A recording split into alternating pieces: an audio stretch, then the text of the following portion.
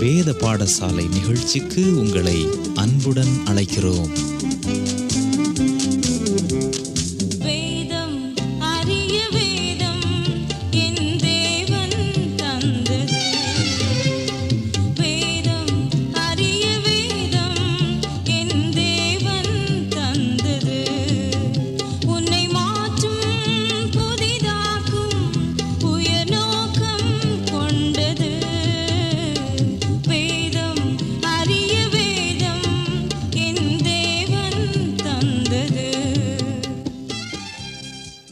நேயர்களே, ஏசாயா தீர்க்கதரிசி புத்தகத்தின் சிறப்பு அம்சங்கள் மற்றும் அவருடைய சிறப்பு செய்திகள் என்ன என்பவைகளை இன்று கற்றுக்கொள்வோம்.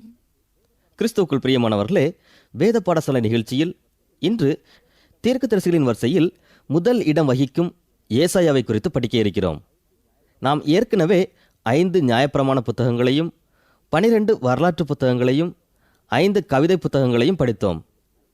நமது வேத பாடசாலை நிகழ்ச்சியில் நாம் வேதாகமத்தின் ஒவ்வொரு புத்தகங்களையும் அதன் சிறப்பு அம்சங்களையும் கற்று வருகிறோம். இப்போது நாம் பழைய ஏற்பாட்டின் கடைசி பகுதியான 17 தீர்க்க தரிசன புத்தகங்களை படிக்க இருக்கிறோம். அதன் முதல் கட்டமாக பெரிய தீர்க்கதரிசிகள் என்று அழைக்கப்படும் தீர்க்கதரிசி ஒருவரை குறித்து படிப்போம். அவர் பெயர் ஏசாயா. பொதுவாக தீர்க்கதரிசிகள் 2 வகைப்படுவர். அவர்கள் பெரிய தீர்க்கதரிசிகள் மற்றும் சிறிய தீர்க்கதரிசிகள்.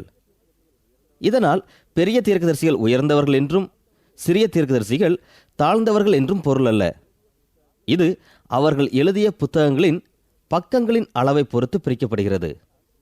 உண்மையில் நாம் சிந்திப்போமானால் சிறிய தீர்க்கதரிசிகளே உயர்ந்தவர்கள். ஏனெனில் அவர்கள் தங்கள் செய்தியை மிக சுருக்கமாக அதே நேரத்தில் தெளிவாக எடுத்துக் கூறுகின்றனர். ஏசாயா பெரிய தீர்க்கதரிசிகளின் வரிசையில் முதலிடம் பெறுகிறார்.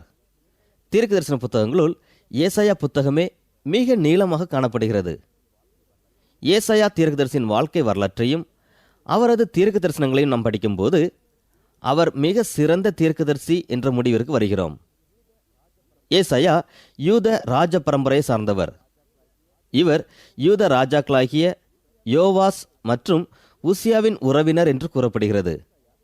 ஆகவே ஏசாயா அரண்மனைகளிலும் ராஜ சமூகத்திலும் வளர்ந்திருக்கலாம்.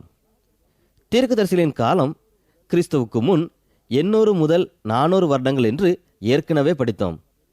இந்த காலகட்டத்தில் உலக வரலாற்றில் பல பெரிய அரசுகள் தோன்றின. பாபிலோனியர்கள் அசிரியர்களை முறியடித்தனர். பாபிலோனியர்களை மேதியரும் பெர்சியரும் முறியடித்தனர். பின்னர் பெர்சியர்களை முறியடித்து கிரேக்க சாம்ராஜ்யம் பரவியது. அசிரியர்கள் உலகை ஆண்டு கொண்டிருந்த சமயத்தில்தான் ஏசாயா வாழ்ந்து வந்தார். அசிரியாவின் தலைநகரம் நினிவே. அசிரியர்கள் வடக்கு ராஜ்யத்தின் மீது படையெடுத்து சமாரியாவை கைப்பற்றும் முன் ஏசாயா வாழ்ந்து வந்தார். 10 கோத்திரங்களை கொண்ட வடக்கு ராஜ்யம் இஸ்ரவேல் என்று அழைக்கப்பட்டது. இவர்கள் அசிரியர்களால் சிறைப்பிடிக்கப்பட்டனர். இவர்களை காணாமற் போன இஸ்ரவேலர் என்று அழைக்கிறோம். ஏனெனில் அவர்கள் திருப்பி சேர்க்கப்படவில்லை. ஏசாயா இவர்களை பலமுறை எச்சரித்தார். இவர்களது பாவத்தின் நிமித்தம் கர்த்தரின் நியாய தீர்ப்பு இவர்கள் மீது வந்தது. அசிரியர்கள் அவர்களை சிறைப்பிடித்து சென்றனர்.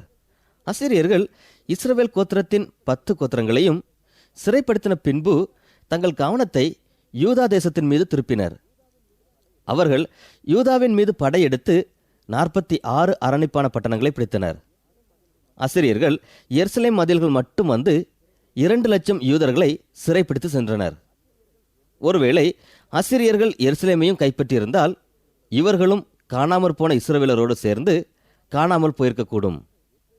இந்நேரத்தில் எசேக்கியா யூதா தேசத்தை அரசாண்டான். அவன் சிறந்த ஆவிக்குரிய மனிதனாகவும் ஜெப வீரனாகவும் காணப்பட்டான். அவன் இஸ்ரவேலின் தேவனாகிய கர்த்தர் மேல் வைத்த நம்பிக்கையிலே அவனுக்கு பின்னும் அவனுக்கு முன்னும் இருந்த யூதாவின் ராஜாக்களில் எல்லாம் அவனைப் போல் ஒருவனும் இருந்ததில்லை. அசிரியர்கள் எருசலேமுக்கு வந்து ஜீவனுள்ள தேவனை நிந்தித்தனர். இது கோலியாத் இஸ்ரவேல் ஜனங்களை நிந்தித்ததை நினைவுபடுத்தியது. அப்போது தாவீது கூறிய பதிலை நினைத்து பார்ப்போம். தாவீது ஜீவனுள்ள தேவனுடைய சேனைகளை நிந்திக்கிறதற்கு விருத்த சேதனம் இல்லாத இந்த பெலிஸ்தன் எம்மாத்திரம் என்று கூறினான். இப்போது இந்த அசிரியர்கள் ஜனங்களை தங்களிடம் சரணடையுமாறு கேட்டுக்கொண்டனர். மேலும் அவர்கள், வடக்கு ராஜ்யம் உங்கள் தேவனை நம்பினர், அவரோ அவர்களுக்கு செவி கொடுக்கவில்லை. இப்போது அவர்கள் அசீரியாவில் கைதிகளாக உள்ளனர். ஆகவே உன் தேவனை நம்ப வேண்டாம் என்று எசேக்கியாவிற்கு சொல்லி அனுப்பினான். எசேக்கியா அவர்களுக்கு செவி கொடாமல் தன் வஸ்திரங்களை கிழித்து ரட்டு உடுத்தி கொண்டு கர்த்தருடைய ஆலயத்தில் பிரவேசித்து தன்னுடைய ஜனங்களுக்காக ஜெபித்தான். அப்போது ஏசாயா தரிசனம் பெற்று, கர்த்தர் உன்னை தப்புவிப்பார், ஏனெனில் கர்த்தர் உன் ஜெபத்தை கேட்டார் என்று சொல்லி அனுப்பினான். மேலும் ஏசாயா, இதோ அவன் ஒரு செய்தியை கேட்டு தன் தேசத்திற்கு திரும்புவதற்கான ஆவியை நான் அவனுக்குள் அனுப்பி அவனை அவன் தேசத்திலே பட்டயத்தால் விழப்பண்ணுவேன் என்று கர்த்தர் உரைக்கிறார் என்று எசேக்கியாவிற்கு சொல்லி அனுப்பினான். அன்று இரவே அசீரியர்களின் பாளையத்தில் 185,000 பேர் போர் வீரர்கள் மரித்து போயினர். அப்போது அசிரிய ராஜாவாகிய சனகரிப் பிரயாணப்பட்டு திரும்பி போய் நினிவேயில் இருந்து விட்டான். ஏசாயாவின் வாக்கின்படியே ராஜா தன் 2 குமாரரால் கொல்லப்பட்டான்.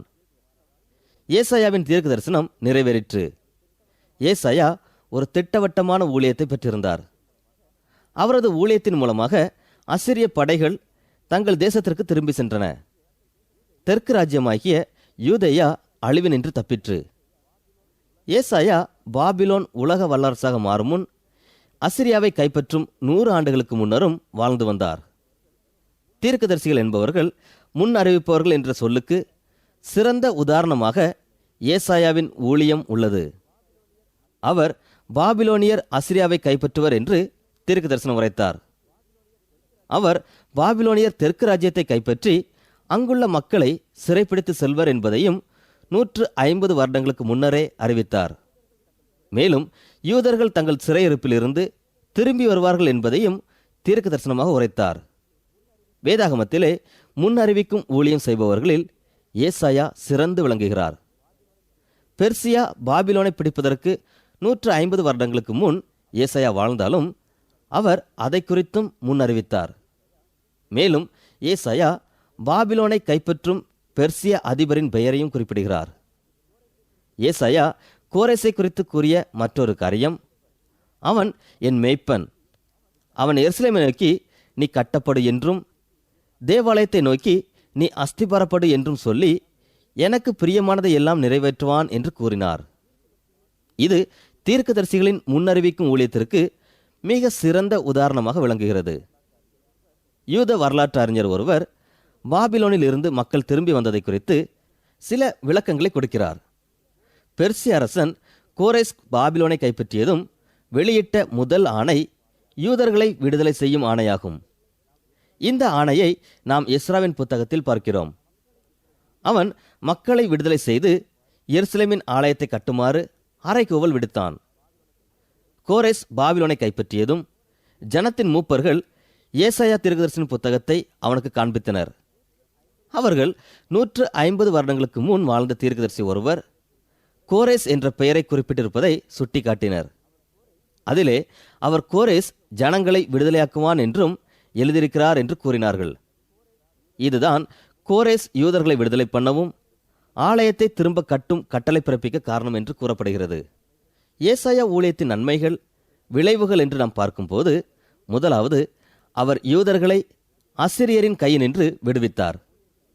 தன்னுடைய ஊழியத்தின் விளைவாக அசிரியர்களை தங்களுடைய தேசத்திற்கு திரும்பி போக செய்தார்.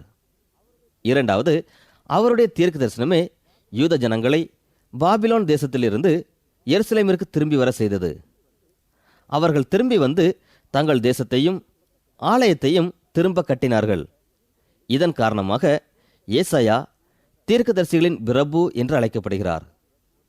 ஏசாயா ஒரு சிறந்த போதகராகவும் இருந்திருக்க வேண்டும். இயேசு தீர்க்கதரிசிகளிடத்திலே பிறந்தவர்களில் யோவான் ஸ்நானகனை பார்க்கிலும் பெரியவன் ஒருவனும் எழும்பினதில்லை என்று கூறுகிறார். லூக்கா 3ஆம் அதிகாரத்தில் நாம் பார்க்கும்போது இந்த யோவான் ஏசாயாவின் போதனைகளையே மக்களுக்கு கூறுவதை கவனிக்கிறோம். ஆகவே ஏசாயா தன் காலத்தில் ஒரு சிறந்த போதகராக இருந்திருக்க வேண்டும். ஏசாயா 50 முதல் 60 வருடங்கள் தம்முடைய ஊழியத்தை நிறைவேற்றினார். இவரது காலத்தில் யூதாவில் 5 அரசர்களும் இஸ்ரவேலில் 6 அரசர்களும் அரசாட்சி புரிந்தனர். ஏசாயா தன் ஊழியத்தில் யூதாவிற்கு முக்கியத்துவம் கொடுத்தார். ஒருவேளை அவர் வடக்கு ராஜ்யத்தின் அழிவையும் தேவனுடைய நியாய தீர்ப்பை குறித்தும் பேசினாலும் அவர் தன் ஊழியத்தின் பெரும் பகுதியை யூதா தேசத்திற்கென்று செலவிட்டார். ஏசாயா 1 அதிகாரம் 1 வசனத்தில் அவர் தாம் வாழ்ந்து வந்த தீர்க்க தரிசனம் உரைத்த காலத்து அரசர்களின் பெயர்களை குறிப்பிடுகிறார். இவர்களில் உசியா மற்றும் எசேக்கியா சிறந்த அரசர்கள் ஆவார்கள். அவர்கள் ஏசாயாவின் தீர்க்க தரிசனங்களுக்கு செவி கொடுத்தனர். ஆகாஸ் மற்றும் மனாசே ஆகியோர் கர்த்தரின் பார்வைக்கு பொல்லாப்பானதை செய்தனர். இருவரும் துன்மார்க்கராக காணப்பட்டனர். மனாசேயின் நாட்களில் ஏசாயா மனாசேயின் துன்மார்க்கத்துக்கு விரோதமாக தீர்க்க தரிசனம் உரைத்தார். ஆகவே மனாசே ஏசாயாவை கொலை செய்தான் என்று நம்பப்படுகிறது. நாம் ஏசாயா தீர்க்கதரிசன புத்தகத்தை 2 பகுதிகளாக பிரிக்கலாம். முதல் 39 அதிகாரங்களை ஒரு பகுதியாகவும் 40 முதல் 66 அதிகாரங்களை 2வது பகுதியாகவும் பிரிக்கலாம். முதல் 39 அதிகாரங்களில் ஏசாயா அசீரிய படையெடுப்பை குறித்தும் சிறைப்பிடித்துச் செல்வதை குறித்தும் எச்சரிக்கிறார். இதனை கர்த்தரின் நியாய தீர்ப்பு என்று கூறுகிறார். 2வது பகுதியில் ஏசாயா ஜனங்களை தேற்றுகிறார். முதல் பகுதியில் ஏசாயா எச்சரிப்புகளால் ஒரு அறுவை சிகிச்சை செய்து 2வது பகுதியில் குணப்படுத்துவதை காண்கிறோம். முதல் 39 அதிகாரங்களில் பழைய ஏற்பாட்டு மற்ற தீர்க்கதரிசிகளைப் போல் ஏசாயா மிகவும் கடினமான வார்த்தைகளால் எச்சரிக்கிறார். 40வது அதிகாரத்தில் முற்றிலுமாக வேறுபட்ட ஒரு செய்தியை கொடுக்கிறார். 40வது அதிகாரம் 1 வசனம் என் ஜனத்தை ஆற்றுங்கள் தேற்றுங்கள் என்று ஆரம்பிக்கிறது. கடைசி 27 அதிகாரங்களும் ஆறுதலான செய்தியாகவே உள்ளது. ஏசாயா தீர்க்கதரிசி புத்தகத்தின் சிறப்பு அம்சத்தை பார்ப்போம். முழு வேதாகமத்தையும் ஏசாயா புத்தகத்தோடு ஒப்பிட்டு பார்ப்போம். ஏசாயா புத்தகம் சிறிய வேதாகமம் என்று அழைக்கப்படுகிறது. அதற்கான காரணத்தை பார்ப்போம். ஏசாயா புத்தகத்தில் 66 அதிகாரங்கள் உள்ளன. வேதாகமத்தில் 66 புத்தகங்கள் உள்ளன. ஏசாயா புத்தகம் 2ஆக பிரிக்கப்படுகிறது. முதல் பகுதியில் 39 அதிகாரங்களும் 2வது பகுதியில் 27 அதிகாரங்களும் உள்ளது. வேதாகமும் 2ஆக பிரிக்கப்பட்டுள்ளது. பழைய ஏற்பாட்டில் 39 புத்தகங்களும் புதிய ஏற்பாட்டில் 27 புத்தகங்களும் உள்ளது. ஏசாயாவின் முதல் பகுதி பழைய ஏற்பாடு போலவே பல எச்சரிப்புகளையும் தேவனின் நியாயங்களையும் எடுத்துரைக்கிறது. மனிதனின் உண்மை நிலையையும் தேவனால் அருளப்படும் பரிகாரத்தையும் ஏசாயா இந்த பகுதியில் விளக்குகிறார். ஏசாயாவின் 2வது பகுதி புதிய ஏற்பாடு போலவே காணப்படுகிறது. புதிய ஏற்பாடு ஏசாயாவின் தீர்க்கதரிசனமாகிய கர்த்தருக்கு வழியை ஆயத்தப்படுத்துங்கள், அவருக்கு பாதைகளை செவ்வைப்படுத்துங்கள் என்று ஆரம்பமாகிறது. அதுபோலவே ஏசாயா 40ஆம் அதிகாரம் என் ஜனத்தை ஆற்றுங்கள் தேற்றுங்கள் என்று ஆரம்பிக்கிறது. இவைகள் ஏசாயா தீர்க்கதரிசி புத்தகத்தின் சிறப்பு அம்சங்களாகும். இப்போது ஏசாயா புத்தகத்தின் சில உட்பிரிவுகளை கற்றுக்கொள்வோம். ஏசாயா முதல் 39 அதிகாரங்களை 2 பிரிவுகளாக பிரிக்கலாம். முதல் 35 அதிகாரங்களில் ஏசாயா எச்சரிப்பு செய்திகளையும் தேவனின் நியாய தீர்ப்புகளை குறித்தும் பேசுகிறார். 36ஆம் அதிகாரம் முதல் 39ஆம் அதிகாரம் வரை தீர்க்க தரிசனமாக உரைத்த நியாய தீர்ப்புகள் நிறைவேறுவதை குறித்து பேசுகிறார். 2வது பகுதி ஆற்றி தேற்றும் பகுதியாக காணப்படுகிறது என்று பார்த்தோம். இந்த பகுதியையும் 3 பிரிவுகளாக பிரித்து படிக்கலாம். கோரேஸ் ராஜாவை குறித்து சொல்லப்பட்ட தீர்க்க தரிசனங்களை 40 முதல் 48வது அதிகாரம் வரை உள்ள பகுதி கூறுகிறது. 49 முதல் 57ஆம் அதிகாரம் வரையுள்ள பகுதி கிறிஸ்துவின் முதல் வருகையையும் சிலுவை பாடுகளை குறித்தும் பேசுகிறது. 58ஆம் அதிகாரம் முதல் 66 வரையுள்ள பகுதி கிறிஸ்துவின் 2வது வருகையை குறித்து பேசுகிறது. இந்த உட்பிரிவுகள் நாம் ஏசாயா புத்தகத்தை வாசிக்கும் போது புரிந்து கொள்வதற்கு ஏதுவாக இருக்கும். வேத பாடசாலையில் நாம் ஒவ்வொரு புத்தகத்தையும் அதிகாரமாக ஆழமாக படிப்பதில்லை. ஒவ்வொரு புத்தகத்தின் முக்கிய பகுதிகளை மட்டுமே படித்து வருகிறோம். அதுபோலவே ஏசாயா புத்தகத்திலும் 5, 6, 11, 40, 53, 55 மற்றும் 61 அதிகாரங்களை மட்டுமே படிக்க இருக்கிறோம். இந்த புத்தகத்தின் முக்கிய கருத்துக்கள் இந்த அதிகாரங்களில் அடங்கியுள்ளது. இப்போது நாம் 6வது அதிகாரத்தை நமது தியானத்திற்காக எடுத்துக்கொள்வோம். இந்த அதிகாரம் நாம் ஏசாயாவை புரிந்து கொள்வதற்கும் அவரது ஊழியம் மற்றும் செய்திகளை புரிந்து கொள்வதற்கும் மிகவும் உதவுகிறது. இங்கே நாம் ஏசாயாவின் அழைப்பை பார்க்கிறோம். ஏசாயா தன்னை ஊழியத்திற்கென்று ஆயத்தப்படுத்துவதை இந்த அதிகாரம் கூறுகிறது. மேலும் ஏசாயா எவ்வாறு மனம் திரும்பி தன்னை ஊழியத்திற்கென்று அர்ப்பணிக்கிறார் என்பதை விளக்குகிறது. வேதாகமத்தில் கர்த்தருடைய பிள்ளைகள் பலர் தங்கள் ஆவிக்குரிய அனுபவத்தை பகிர்ந்து கொள்கின்றனர். ஒவ்வொருவருடைய அனுபவமும் வித்தியாசமாக அவர்களது பொறுப்பு, ஊழியங்களின் அடிப்படையில் அமைகிறது. இவர்கள் அனைவரும் முதலில் அவர்கள் தேவனிடம் வருகின்றனர். பின்னர் அவர்கள் தேவனுக்காக செல்கின்றனர். தேவனுக்கென்று பெரிய காரியங்களை செய்தவர்கள் அனைவரும் தேவனை ஆராதிப்பவர்களாக காணப்படுகின்றனர். ஒவ்வொருவரும் இந்த அனுபவத்தை பெற்றிருந்தனர். இதன் மூலமாக இவர்கள் தேவனிடம் வந்தனர். பின்னர் தங்களை ஒப்புக்கொடுத்து தேவ பணிக்கென்று சென்றனர். ஏசாயா 6ஆம் அதிகாரம் ஏசாயாவின் ஆன்மீக அனுபவத்தை கூறுகிறது. இந்த அனுபவத்தின் முதல் கட்டம் அவர் மனம் திரும்புகிறார். 6வது வசனத்தில் உன் அக்கிரமம் நீங்கி உன் பாவம் நிவிர்த்தியானது என்று வாசிக்கிறோம். இதுதான் மனம் திரும்புதலின் முதலாவது அனுபவம். ரட்சிக்கப்பட்ட ஒவ்வொருவரும் கூறும் முதல் காரியம் தேவன் என் அக்கிரமத்தை நீக்கி என்னை ரட்சித்தார் என்பதாகும். ஏசாயாவின் மனம் திரும்புதலின் அனுபவம் தேவனின் அழைப்பின் அனுபவத்தையும் கொடுக்கிறது. இதனை தேவனிடம் வருதல் என்று கூறலாம். தேவனிடம் வந்த ஏசாயா ஒரு கட்டளையையும் பெற்றுக்கொள்கிறார். அந்த கட்டளை நீ போ என்பதாகும். 8வது வசனத்தை கவனியுங்கள். யார் நமது காரியமாய் போவான் என்று உரைக்கிற ஆண்டவருடைய சத்தத்தை கேட்டேன். அதற்கு நான் இதோ அடியேன் இருக்கிறேன், என்னை அனுப்பும் என்றேன். கர்த்தருக்கு தன்னை ஒப்பு கொடுத்து வருகிற அனைவரும் அனுப்பப்படுகின்றனர். இது கர்த்தருடைய மனிதர்கள் அனைவரின் அனுபவமாக உள்ளது. கர்த்தருக்குள் ரட்சிக்கப்படும் அனைவரும் கர்த்தருக்கென்று செல்பவர்களாக உள்ளனர். வேதாகமத்தின் உத்தமமான தீர்க்கதரிசிகளுள் ஒருவர் யோனா. கர்த்தர் அவனை அசிரியர்களின் தலைநகரமாகிய நினிவேக்கு போக கட்டளையிட்டார். அசிரியர்கள் யூதர்களின் எதிரி. ஆகவே அவன் அவர்களை வெறுத்தான். யோனா நினிவேக்கு போக விரும்பவில்லை. அப்போது யோனா கர்த்தருடைய சமூகத்தினின்று விலகி தர்ஷீஷுக்கு ஓடும்படி எழுந்து யோப்பாவுக்கு போய் தர்ஷீஷுக்கு போகிற ஒரு கப்பலை கண்டு கூலி கொடுத்து தான் கர்த்தருடைய சமூகத்தினின்று விலகும்படி அவர்களோட தர்ஷீஷுக்கு போக கப்பலில் ஏறினான். யோனா கர்த்தருடைய சமூகத்தினின்று விலகியோட காரணம் என்ன? ஒருவேளை நான் கர்த்தரிடம் வந்தால் அவர் என்னை நினிவேக்கு போகச் சொல்லுவார் என்று யோனா அறிந்திருந்தார். அவன் நினிவேக்கு போக விரும்பாததினால் கர்த்தருடைய சமூகத்திற்கு வராமல் விலகி ஓடுகிறான். ஆனால் கர்த்தருடைய சமூகத்தில் வந்த அனைவரும் கர்த்தருக்காக புறப்பட்டு செல்வதை நாம் வேதாகமம் முழுவதும் காண்கிறோம். பழைய ஏற்பாட்டு புத்தகங்களை படிக்கும்போது கர்த்தருடைய ஜனங்கள் இந்த அனுபவத்திற்குள்ளாக கடந்து செல்வதை நாம் கவனிக்க வேண்டும். அவர்கள் கர்த்தருக்குள் வழிநடத்தப்படுவதையும் பின்னர் கர்த்தரால் அனுப்பப்படுவதையும் கவனித்து பார்க்க வேண்டும். கர்த்தருக்குள் வந்தவர்களின் அனுபவம் வேறுபடலாம். ஆனால் அவர்கள் எடுக்கும் முடிவு மிக முக்கியம்.